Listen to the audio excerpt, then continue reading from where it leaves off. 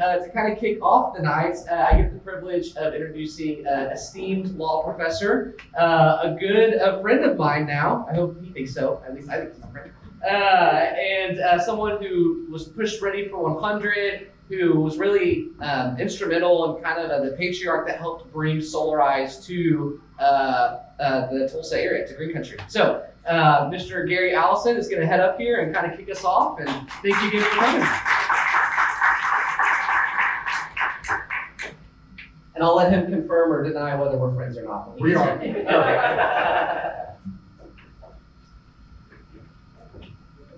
Thanks, Mayor. A year ago, January, I reached out to Solar Crowdsource, a group based in Atlanta who have expertise in bailing into communities, helping them organize campaigns so that you can end up being a crowdsource, have an opportunity to buy solar at crowdsource prices. It works on volume discount. And so they told me, well, what you need to do is get a coalition of local organizations who will back this program. And we did. We got the Oklahoma Renewable Energy Council, Ready for 100 Tulsa, INCOG, Price Family Properties, RG Foods, Sierra Club, Oklahoma Solar Association, and the Environmental and Natural Resources Advocates, a law firm. And so we put this together and we were able then to start looking for an installer after we had all this put together. And the real beauty of this program is that with these community-backed people using their expertise and contacts and using Solar Crowdsource's expertise in doing requests for proposals, we had an airtight request for proposal. We had a competitive competition for who would be our installer, and Solar Power of Oklahoma won hands down. And so anybody who buys through this program is getting the benefit of having the installer vetted to make sure that that installer is the most reputable person you could find, or reputable business you could find, using the best equipment and know-how.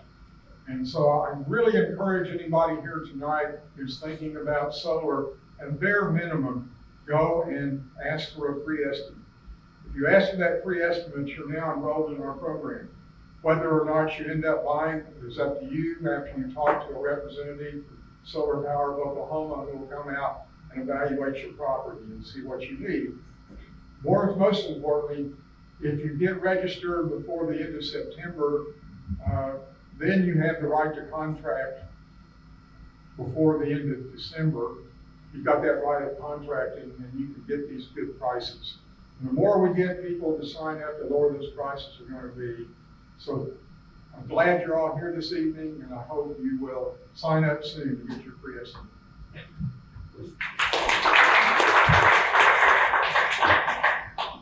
Awesome. Thank you, Gary. Yeah, it was exciting when the RFP came out. We were so excited to see that we were bringing Solarize to Green Country, and it was a no-brainer for our team of, hey, what do we got to do to partner with such an awesome organization and get to see something we're really passionate about come and make a big impact on our state and this part of Oklahoma. So at this time, though, I get to say a bunch of really nice things because this guy's my boss, so I have to. But Mr. J.W. Peters is going to come up in just a second, and J.W. and Kevin started Solar Power of Oklahoma about 6.5 years ago. They kind of bootstrapped it themselves. They were probably about 5.5 years too early to the solar game in the state of Oklahoma, but they kind of made it through and have really deep roots here in the state. They both come from a great construction background. JW kind of on the commercial side, and then Kevin both on the residential and the commercial side. And so he's going to be our moderator for this evening. No one more well-equipped to do so. So give it up for my friend as well, I hope, and my boss, Mr. JW Peters. All right, thank you very much. So Bear's right. I am the president and co-founder of Solar Power of Oklahoma, but today I'm going to have the hat on as the president of the Oklahoma Solar Association. That's why I'm now wearing SPO swag, and everybody will tell you that I normally have on a shirt that says SPO right here, but my wife said, no, you need to wear this one today because it's Memorial Day. So that's why I'm wearing this shirt. So we're very happy to be here. I'm gonna run through a very quick presentation on commercial solar, introduce our panelists, and then get into kind of the meat of the Q&A of this presentation of this program. We want this to be very interactive. That's really why we've made it pretty much exclusively Q&A. Like I said, it's gonna take about 10 minutes maybe to get through the presentation that we have, but what we wanna do is open it up and be able to communicate about what's important to you and how you're making decisions for your businesses and trying to decide whether solar is right for you. Hopefully it is, and hopefully you will take advantage of Solarize Green Country. So, Eric tells me I have a presentation on here.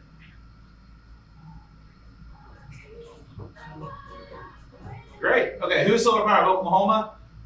We've been in business 6.5 years. We've installed over 2,500 systems, roughly 120,000 solar panels all over the state. We hold an electrical and a roofing contractor's license by the CIB. We have a staff of 65 employees now. We handle the entire process except for electrical and structural stamps in-house. And Oklahoma based, and we do all of our own installs. That's our team, at least most of our team. A little bit of accolades and certifications. This last year, we were, we were one of the best places to work in Oklahoma. We've been listed as the top solar contractor in the state of Oklahoma the last 3 or 4 years. We are members of all the associations, including NEPSEP certification, certified with Tesla, all that good stuff. We can do that.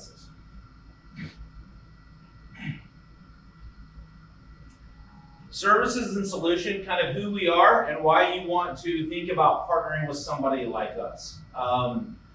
We have an extensive knowledge of solar in Oklahoma. We know all of the utilities, we know all of the cities and municipalities that we have to deal with.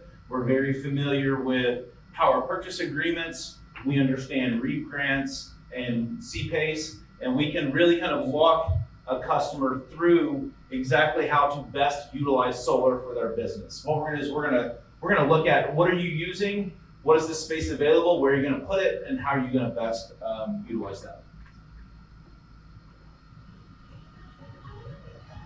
So a little bit about the purchasing agreement that Gary kind of alluded to and how this works. On the residential side, it's an 8-tier system, okay? And essentially for the more people that move into the program, the lower the price goes.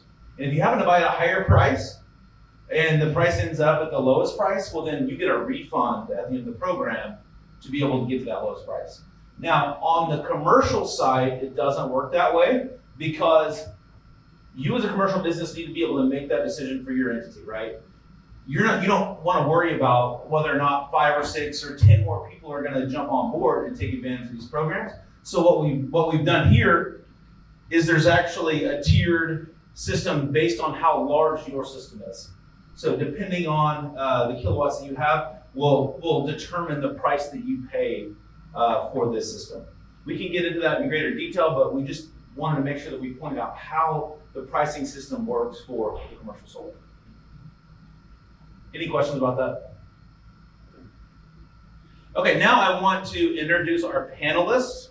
Kylah McNabb is a great friend and customer of SPO. She is also principal of Vestas Strategic Solutions and is the executive director of Oklahoma Renewable Energy Council, which is one of the partnering agencies for that. So if you'll please help me welcome Kylah McNabb to the stage.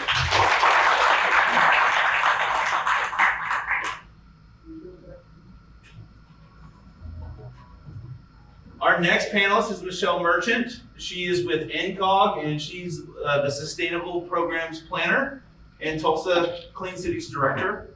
If you'll please welcome Michelle to the stage.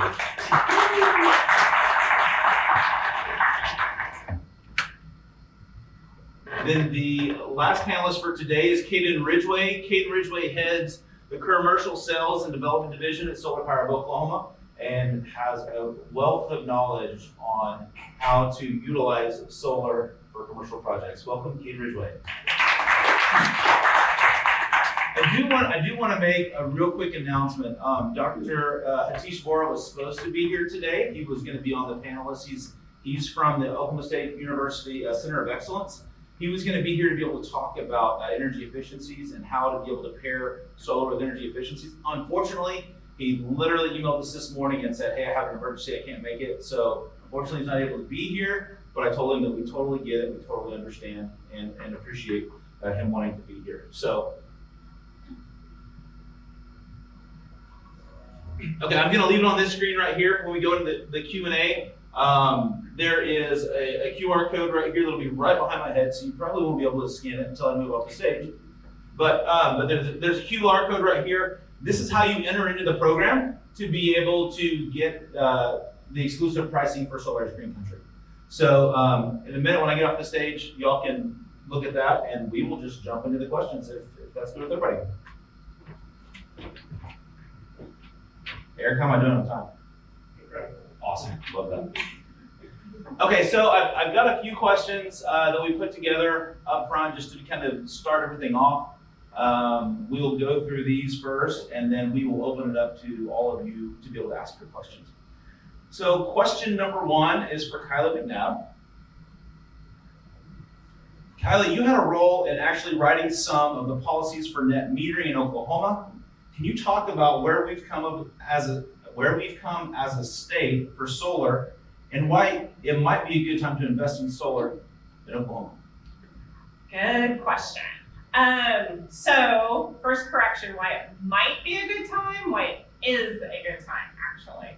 So net metering, for those that have not heard that term before, net metering is the policy that works with you and the utility so that any excess energy or any of the energy that you produce as part of your solar system or other means goes back to that utility at a prescribed price. So the original law in the state of Oklahoma was done 1980, if I remember right, and I will date myself, that was the year I was born. So, very long time ago. My white hair proves that. So, it was set up in a very narrow manner. You could only have up to 100 kW, 100 kilowatts, or there was even a maximum amount of energy that you could produce, 25,000 kilowatt hours a year. As a commercial entity, obviously you'd hit that pretty quick on a lot of instances.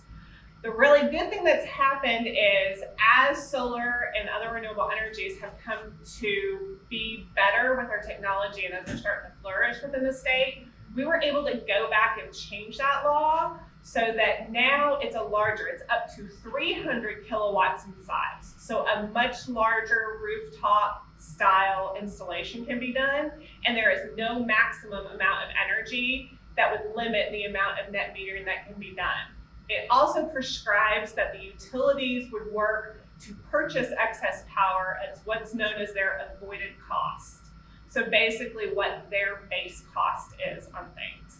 So this was done back started in 2014, kind of 2016, because we knew that solar was really about to come online. You know, we saw those decreases in the price happening that are really starting to hit right now. So it really does make it a fantastic time to look at solar.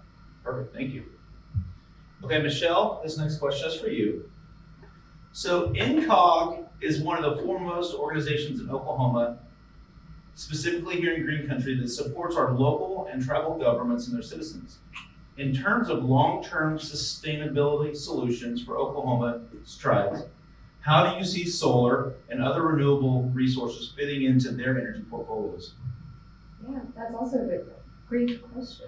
And I will just clarify with NCOG's role, we are based in the Tulsa area, so we serve the Tulsa County as well as Creek, Rogers, Osage, and Wagner counties, and over 50 cities and towns within those counties, as well as the Muskogee, Cherokee, and Osage nations. So those are the governments that we serve. So there are other COGs, as they're called, that exist outside of our territory, and they serve other parts of the state. But my work at NCOG does primarily focus on renewable energy and energy efficiency. And so I think there are a lot of different ways that tribes can take advantage of energy efficiency and renewable energy. You know, both on their the government buildings. They can be offsetting some of their energy use and seeing some savings in that capacity. They might also want to consider solar for their enterprises. So the business enterprises with the tribes might want to take advantage of larger scale solar, either commercial or utility scale solar perhaps. And then obviously for citizens of tribal nations, I think that it's a great time to be promoting residential solar, and that there are definitely opportunities for tribes to be promoting programs like Solarize or even creating their own programs. I also think that tribes can take advantage of opportunities in the industry, honestly, to get involved in solar, providing opportunities alongside workforce development for their citizens to be able to get into some of these clean energy jobs. There are huge opportunities there. So really, opportunities all around. The Inflation Reduction Act that was passed last August. It sort of changed some rules with the investment tax credit so that now tax-exempt agencies can take advantage of a direct pay auction on those tax credits. So that'll also apply to many tribal organizations and the tribes themselves, and perhaps some of the other entities that they're involved with. So I would say it's definitely the best time probably ever for tribes to be taking advantage of solar and a bunch of other renewable energy technologies. Perfect, thank you very much. That's actually gonna pair into my next question for Mr. Ridgway. So the Inflation Reduction Act has brought on incredible amounts of tax credits into our nation's energy infrastructure. One of these areas is additional tax credits for commercial solar projects. Can you expand a little bit on why now would it be the right time to go solar for businesses in Oklahoma? Yeah, for sure. So this question, my answer may be kind of long and multifaceted, but so in the commercial space, we're kind of at an intersection point where our costs for solar have been lowered dramatically over the last few decades.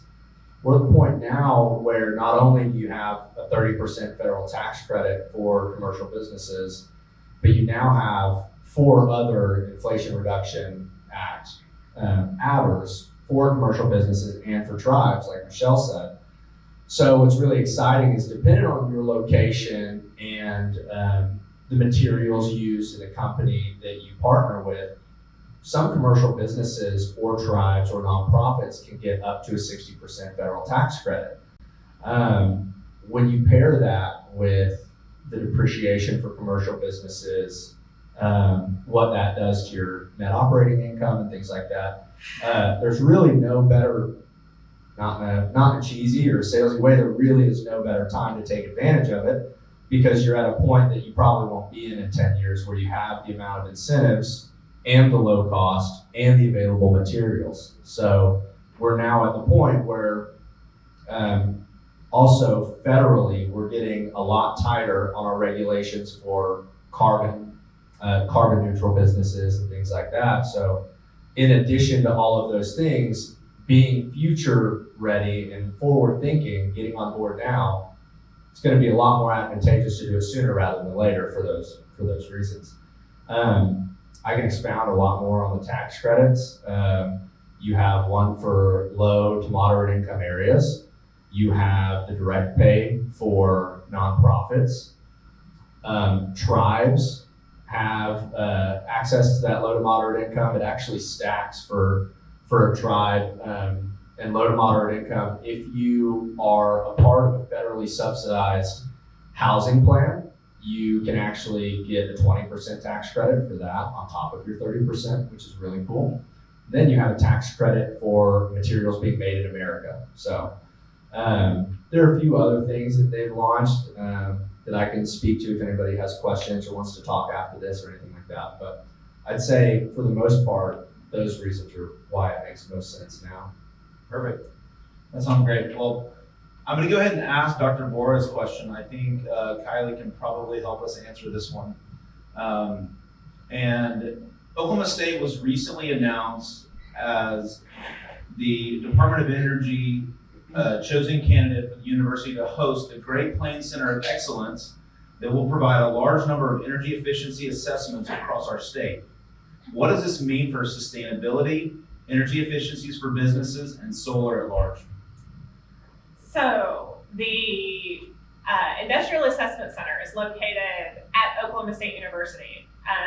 As JW mentioned, Dr. Hitesh Vora was supposed to be here, and he's the executive director of it.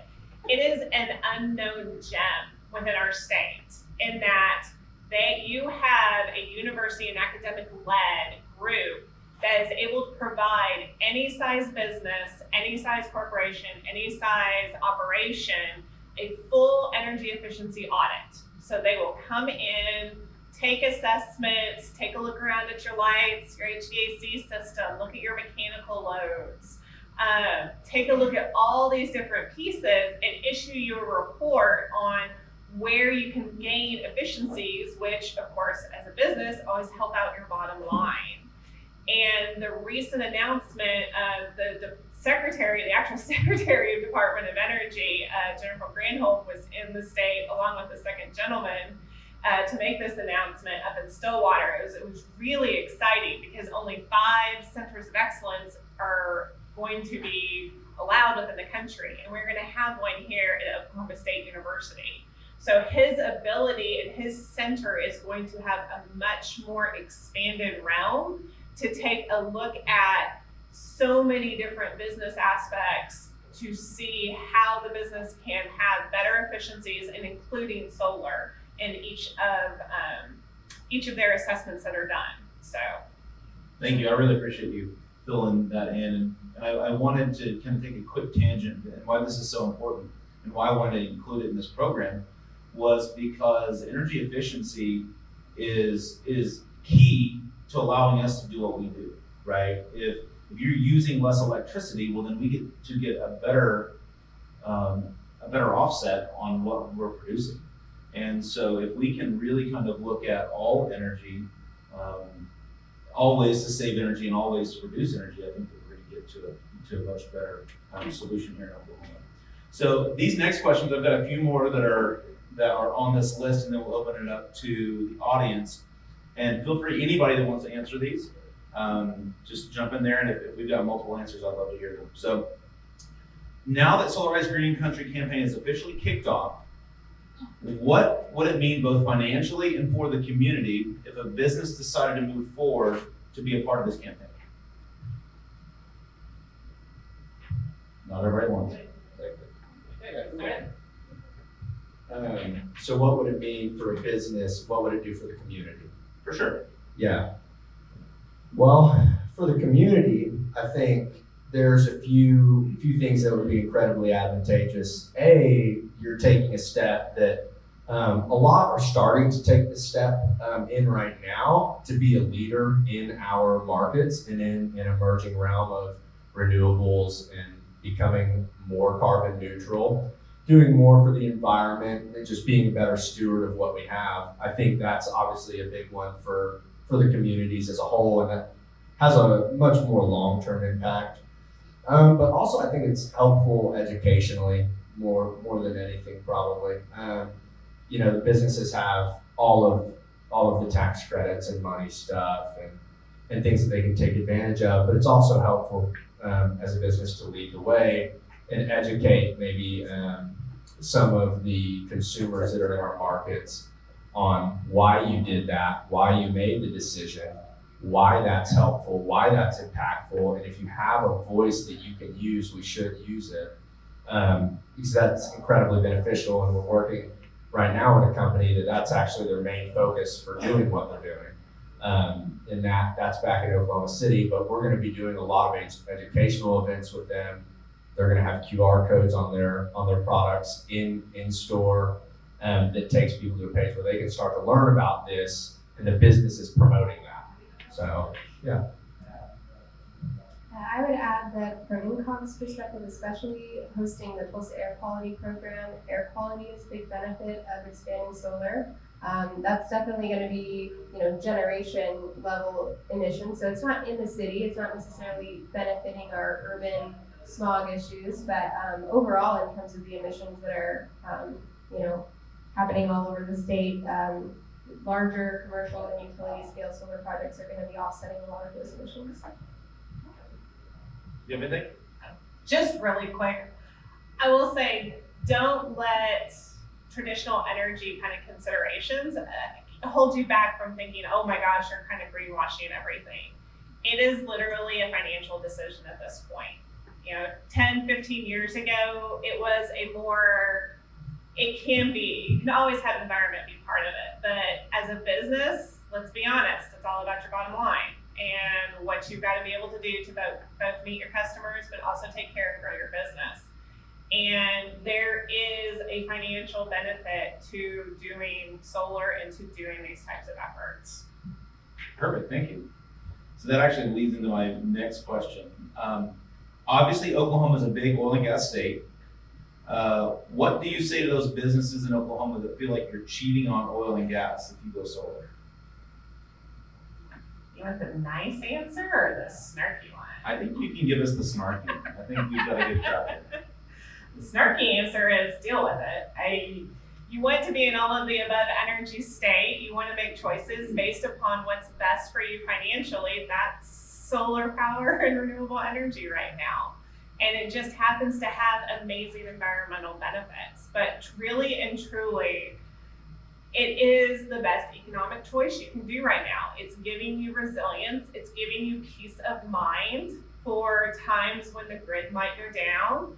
And if you're sitting in this room and you're an electric utility customer or a natural gas customer, you're paying on average between $10 and $25 extra a month now, just due to the winter storm that happened in February 2021. All because of 3 days of gas prices.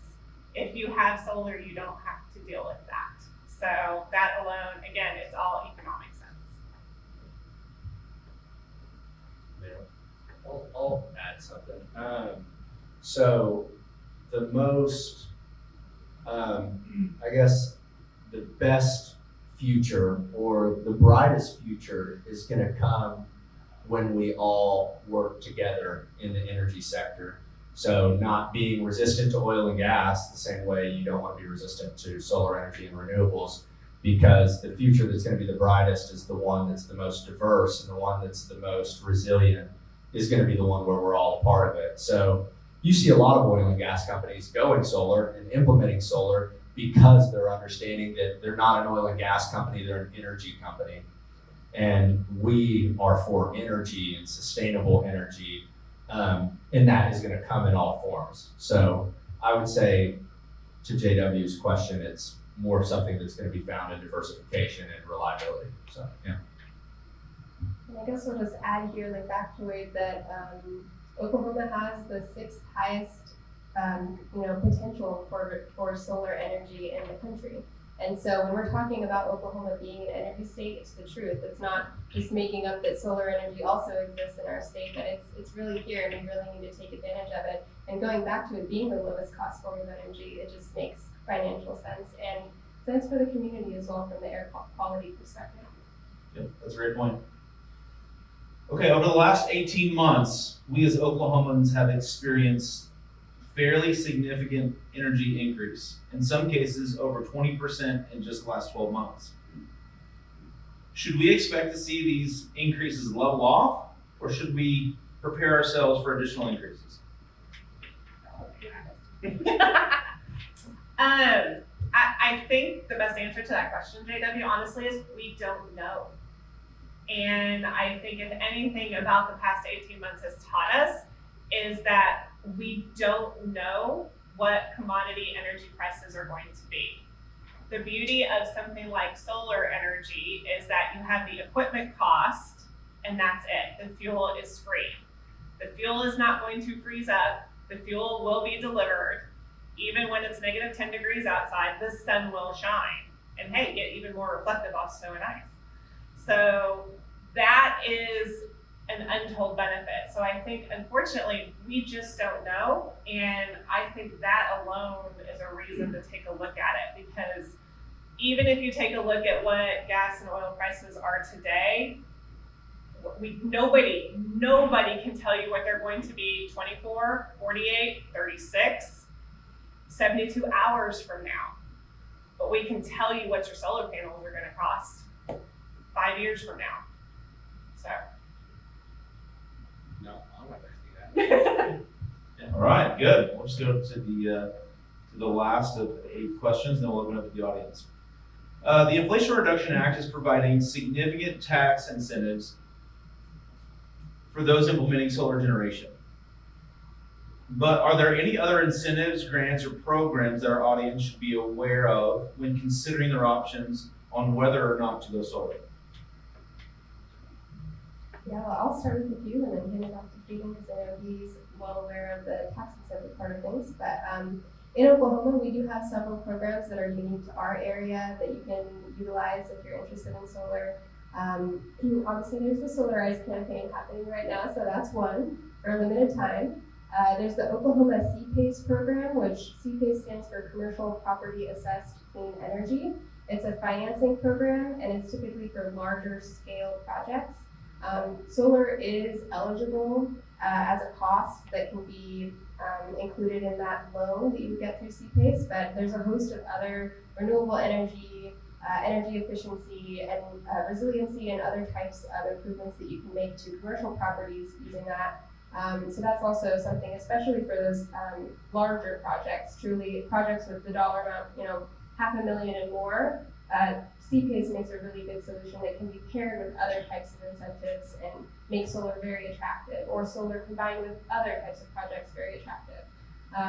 So yeah, those are the two main ones, but there are so many programs out there right now, both from the federal government, different departments. There's housing and urban development grants, there are USDA grants, there are grants through the Department of Energy, there are grants through multiple offices within the Department of Energy, and then there are private sector grants that are also available. And then for those higher dollar projects, again, you might be able to partner with private companies that might have an interest in also helping you fund a solar project. So there are lots of opportunities out there.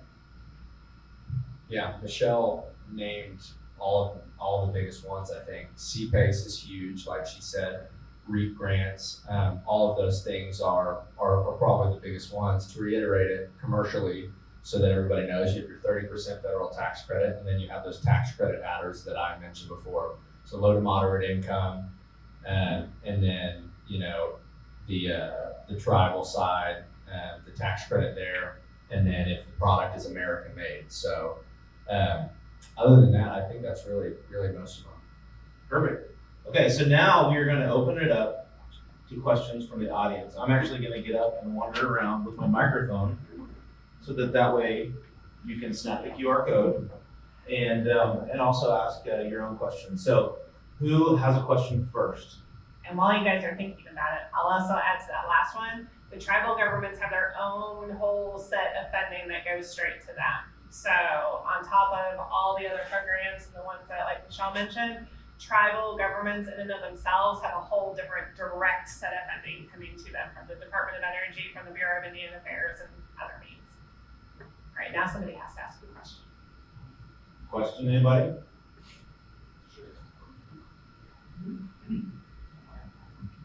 What kind of impact to the financial benefits of solar can you expect from the eventual need to decommission a system after it's aged out? Negative financial impacts for decommissioning and removal? Well, yeah, costs. Yeah. So if I'm not mistaken right now, I'm pretty sure we're at I think we're like $300 a kilowatt. I'll tell you real quick.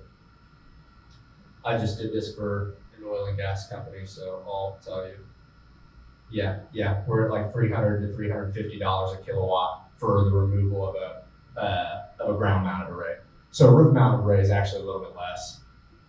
So if you just take whatever system size, say you go get quoted and you go through this thing, when we work through the financial models, if you do want to see, okay, what's going to happen for abandonment, like if you're going to move the property, sell the equipment, remove it, it's going to work out to $300 to $400 a kilowatt, depending on if we're roof mounted or ground mounted, and the complexity of the install, the wiring, and the interconnection, and all that.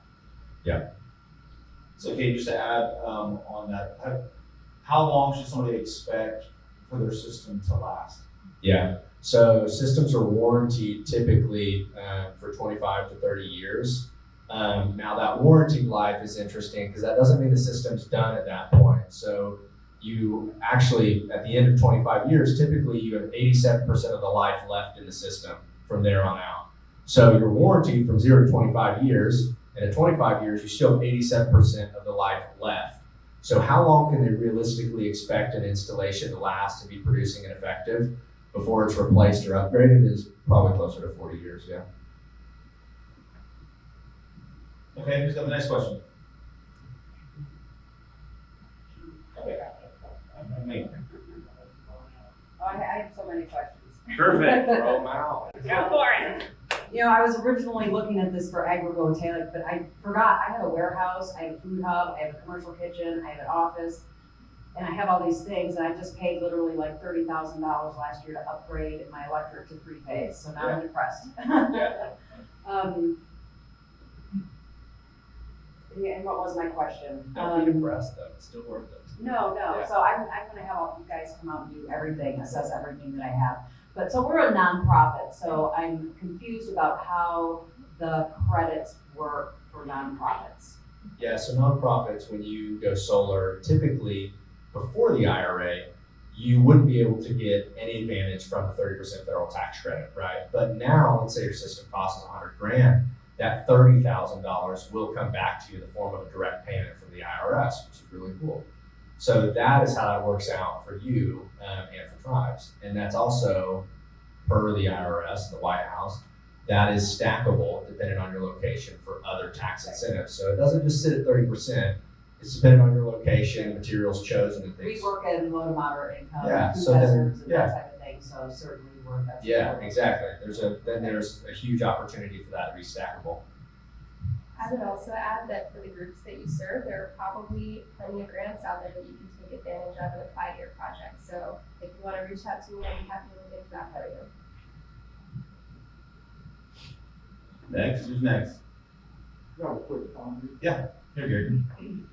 On my way here tonight, I was listening to NPR, and they made the starting announcement that for the first time in history, this year, there's gonna be more money invested in renewables than fossil energy. Development. Yeah. So we're at this intersection where it's only gonna keep going that direction. Right. And that totally makes sense, right? Because investment companies, they're out to make money, right? So all of a sudden we kind of hit that precipice to where it makes more sense to go solar than not to go solar. The nonprofit aspect is one that I think is not well known. And so anything you can do to kind of help spread the word, because it's any kind of nonprofit, any church, any religious organization. I mean, it is an absolutely huge element to be able to get that back. And that is not, again, that's not a structure that's going to be around forever. That is unique to this funding program. And when it goes away, when these rules change in a few years, that's going to be gone.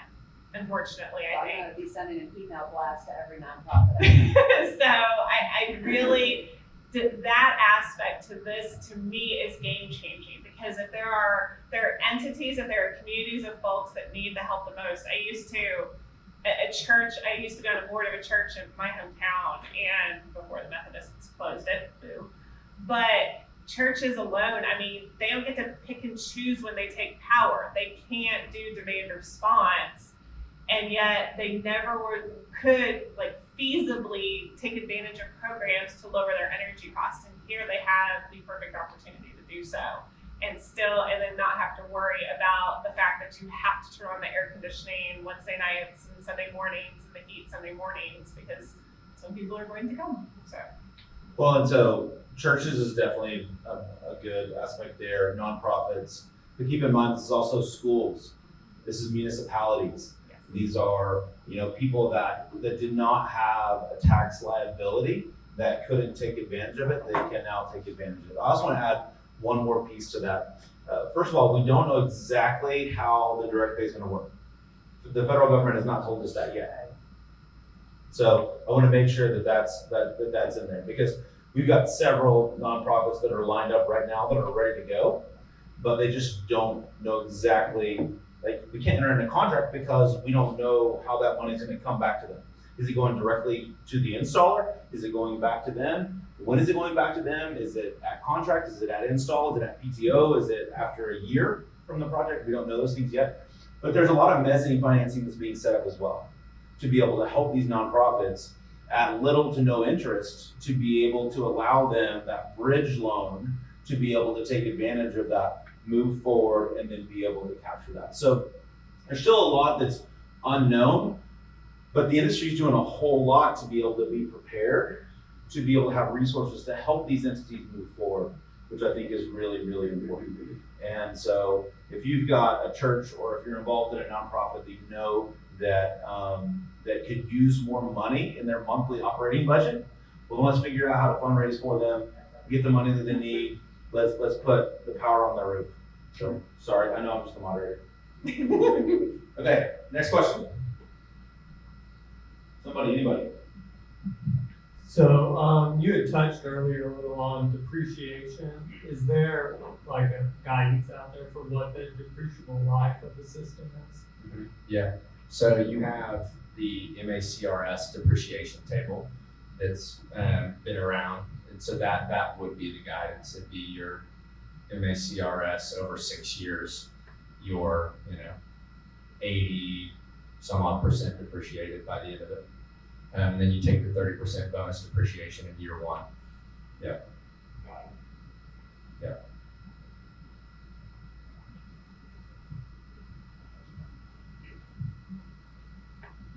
Can someone talk about some of the economic development that's been poured into Oklahoma as a state with solar manufacturing in the last couple weeks?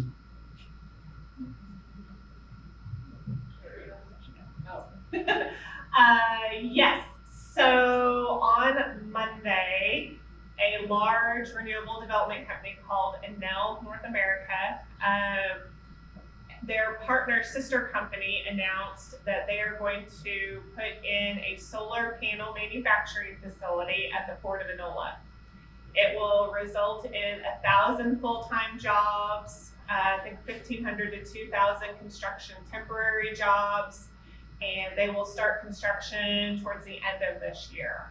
And it is the largest solar panel manufacturing facility in the United States. It done just due to the need that they're going to see for the solar panels that need to be done.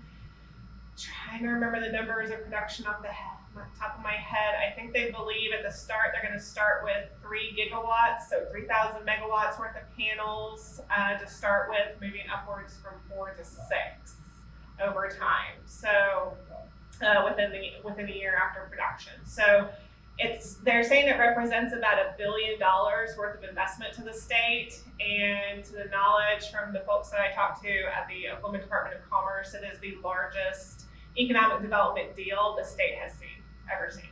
So, and it's all solar panel manufacturing happening right here at Port of Enola. About 20 miles from here. Super exciting. Okay. Anybody else? Any more questions? One more comment to that. Perfect. We were talking about what utility rates are going to be in the state. I believe that they're only going to go higher and higher because the power plants that are currently operating are very old. They're nearly in their useful life. They've almost been fully depreciated out of the rate base. And I did some envelope calculations on PSO's plans for their new construction, which would be solar and wind at utility scale. It's going to be $5 to $7 billion to put that in against a rate base that's pretty low right now. So what we're doing for storm, we'll be also doing for new stuff. So if you're behind the grid with your solar, then you get to miss out on all that wonderful opportunity. Yeah. Exactly true. Well, and like one of the points I usually make too to folks whenever I'm giving kind of talks and things, how many of you have less electronics in your homes than you did 6 months ago? Maybe you got kids. And how many Xboxes and PlayStations? I tell you what, we have 2 Switches, an Xbox, 1, 2, 3, 4. I have 5 computers at my house. Holy cow. I have 5 computers and there's 4 of us. So my 7-year-old has 2 tablets. I don't spoil her, I promise. So we're only going to use more energy. You might as well have it come from the sun. Can any of you speak to the electrification and EV revolution coming to be able to talk about not only like what that means for our businesses and for our people and for our culture, but what that's going to mean when it comes to offering those benefits of having EV chargers at your offices to be able to help attract like-minded folks that care about the environment. Sure. Well, EVs is my field of specialty, so I'm uniquely equipped to answer this one finally. And yeah, there's so much that will change. You know, with the influx of EVs, and their growth is astronomical. It's crazy how fast the market is growing for EVs in Oklahoma too. Surprisingly, we are one of the best states. We were actually named recently the best state in the country to own an EV, and that has to do with our relatively low electricity costs. The fact that there's a lot of renewable energy on our grid as is. I think I heard around 40% of SPP for at present. But yeah, it is going to be a big difference for businesses. You know, home and work are the main places that people charge. So your new fueling station is going to be your garage at night, and it's going to be your workplace when you get to work. So that's actually a big effort that's underway right now with the Clean Cities Coalition. We're focusing on workplace charging, and so we have an initiative called Empower. Over the next few years, we're going to be helping businesses to assess how they can get EV charging at their site, and we're going to be doing a lot of outreach and education involving that. But yeah, it's going to be kind of a paradigm shift, I would say, and it definitely has implications for the grid, along with all of these other, topics we've been touching on. You can integrate solar with your charging and add that as a resource, especially for those workplaces. I think that's really the best fit for solar tied to chargers, because then you're not, charging during peak load time, midday. You can utilize the plentiful sun at that time of the day and charge your vehicle off of that. So yeah, it's going to be a lot of change. I guess back to effects on the grid. Luckily, a lot of the charging is going to take place at night at your home, and we're going to be spreading out our load on the grid over the course of the day more evenly, which actually results in lower costs overall, which is a fantastic thing. So yeah, it is going to be a big shift. I actually just saw yesterday on Twitter, one of the energy folks I follow was very excited because he could see on his phone how his solar panels were directly charging his Tesla. So he had just gotten a new Model 3, and he was like, look, you can actually physically see it move. And he was very excited about it. So one follow-up question to that. So if you were to implement solar and EV charging in your business, does that qualify for the tax credit as well? Yes. So there are tax credits that you can get for EV chargers and for solar systems. So I know that also with the ITC, you can get tax credits for batteries as well. There are batteries in some charging systems. So I guess if you're talking about workplace, not really going to involve batteries for the most part. But yeah, there are tax credits that apply for nearly any renewable energy efficiency technology that you can think of. And now is really the best time in terms of those incentives being available.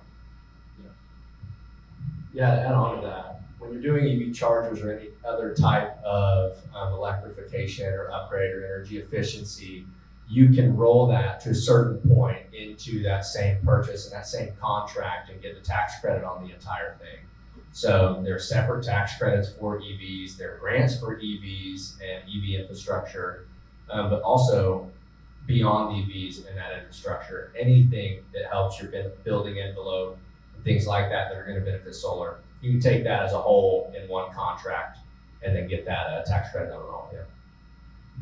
And I would even highly recommend everybody to take advantage of OSU's ICE to be able to figure out, okay, what energy am I using? Are there other energy efficiency items that I should put into place? And if I put them into place in conjunction with solar generation, then we can actually get the tax credit on that as well. Any other questions? Comments, thoughts? No questions too big, no questions too small. Question? Yes? Just a general question about like square footage. So for example, I have 4 units, so 4 buildings, multifamily, and then I have a shopping center in front of it. So I got 5 units, 5 buildings. Just in terms of like square footage on the roofs versus like power generation, can you kind of talk to me a little bit about the difference between something like that versus I got a house in Midtown, you know, obviously less roof footage. Kind of, can you just talk to me a little bit about kind of pros and cons with that? For sure. Who wants to hit? Yeah, so, the question of roof space versus power output is gonna be hard to answer, just until we see it, just because if it's a flat roof with a ballasted system, which is a system that rests on top of the roof versus a shingle mounted or pitched, so it's gonna change depending on which direction it's facing, and it's hard to narrow down exactly how much it's gonna produce because of the variables involved. Are high, so it depends on what panels we're going to use. If we can fit a larger panel on the roof that produces more power in a smaller footprint, we can do that. What type of, I guess you'd say, interconnection, not problems, but roadblocks you may have. Do we have to go under a road? Do we have to run a long distance?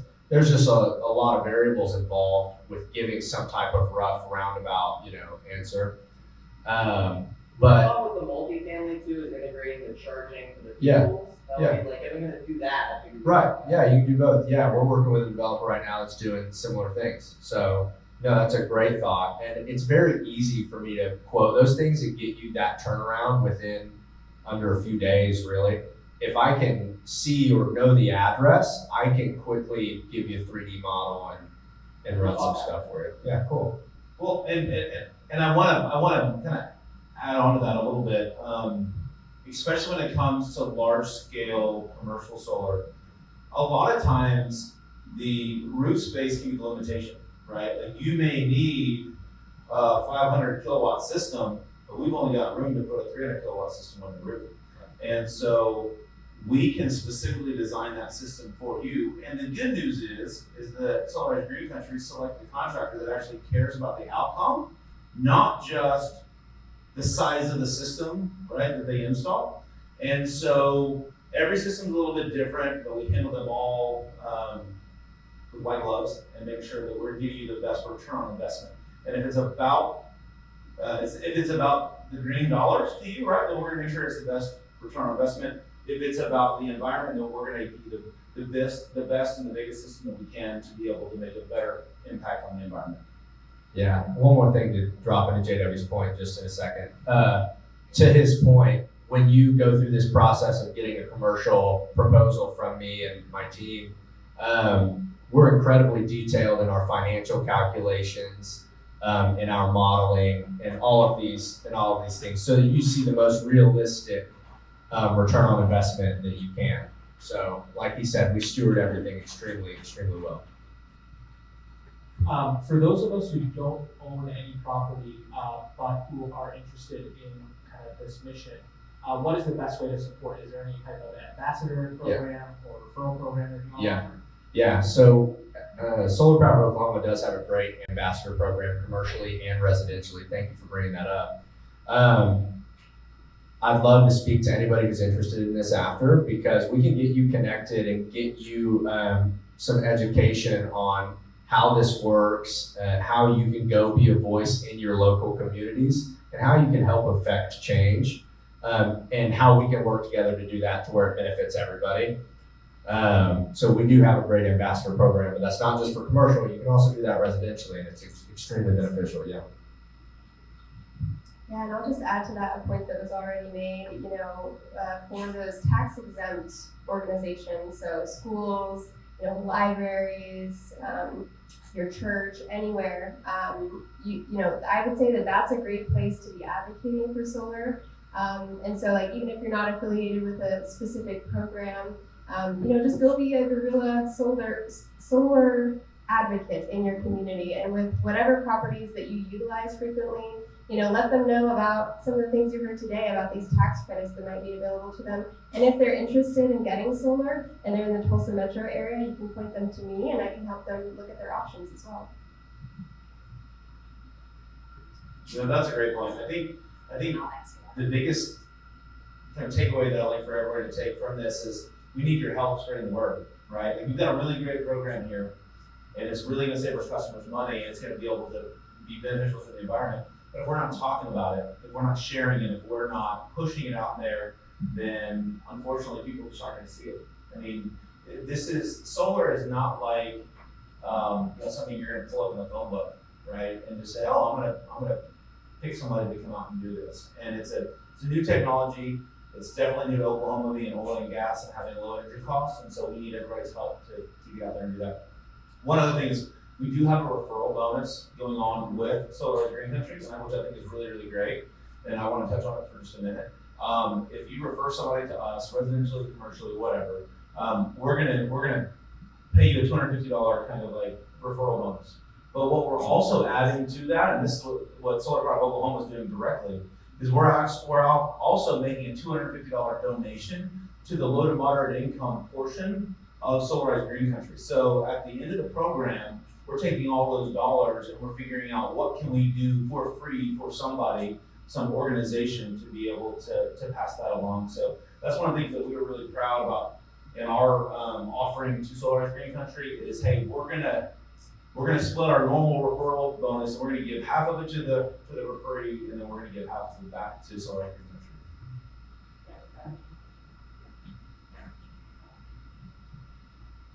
So there's a lot of great information that was presented. What is the clear call to action? Just like, what's the next step? So if there is someone who's interested, is it visiting the website? Is it getting in touch with a specific person? Just like, how would you? Yeah, for the campaign, it's definitely to go to the website and click the button for the free evaluation. It's no obligation. And then for the residential side, that'll allow you to, have a bunch of time up until the end of the year to consider if you want to sign a contract or not. But just, making sure for those residential customers that they do that by September 30th. That's the deadline to get your evaluation done. For sure, and in your situation to where you don't have a property, you don't really have something to put it on there, still going into there and actually clicking the button, then you will get periodic updates as to where we are within the program, what tier we're at, anything that we're kind of pushing out on social media or email, you'll then have a copy of it to be able to help push it out to your community as well. I want to say, to your question, at SPO, we're extremely dedicated to relationships and building partnerships and doing things that are great for the community, great for consumers, and just beneficial for everybody. So like Michelle said, doing those things and then working with us, talking, getting together, going to meet, learning more about this so that you're more educated, I'm more educated, we know you better. I think that's a great way to get started too, as you're starting to go out and in your local communities where you're at, like Michelle said, starting to affect change. You'll be able to do that better with more education and more knowledge and resources behind you that we can pour in and help with. So I'd love to connect with you, come back up and meet with you. Any last questions before we wrap it up? Just one, should I go in and register for every project I want done, or should I just tell my guy on Tuesday that I have a whole bunch more projects? Yeah, so what I would do if I was you is, JW, correct me if I'm wrong, I would go in and say, if they're different entities, I'd go in and I'd do them separately. And I would put you as the point of contact for all so that when I get it and I see that, I can reach out to you. We can talk and then we can strategically start to go through all of those in the way that's best. The same entity. Okay, cool. Then it would just be one. So you could just list that, I'll get it, our commercial team, and we'll get in touch, and then we'll start to go through all of those and line them out in the order that you want. It's whatever ones are going to be the most beneficial for you to start with and to look at. We'll take it piece by piece, work out proposals, cost evaluations, and all that for everything. And then we'll go through and figure out what's best. Any last questions? All right. Well, if we will, let's leave the audience with one last point. I mean, maybe something that kind of has resonated with each of you, kind of through this, and one thing that they should be thinking about, why to consider being involved at Solarize Green Country and what we could do to be involved. Sure, well, I guess the big takeaway is go click the button and get your evaluation because now's the time. But yeah, I mean, it's just a great opportunity to be able to get, a very turnkey solar offer that's high quality. now's the time. If you've been considering, especially, residential or commercial, if you've been considering solar and you do want that kind of plug-and-play solution, I think this is the opportunity. Gosh almighty, it sounds like an infomercial, but it's a once-in-a-lifetime opportunity and you have nothing to lose. You really don't. You have nothing to lose to have an assessment done, and it's a lifetime. So sign here, click there now. Yeah, I think the biggest takeaway would be to get involved, be a voice in your community, and to start to raise awareness for these things. And then commercially, it's to know where you're at present in the landscape that we're in, because you're not going to have this opportunity in 10 years. So because of that, it'd be highly advantageous to go ahead and start looking into this, like they said, and get on board. Yeah. Well, perfect. If you will, please help me thank the panelists for being here and sharing with us and answering all the questions. We have a few small gifts that we would like to leave you with. Thank you. A lot of SBO swag, sorry.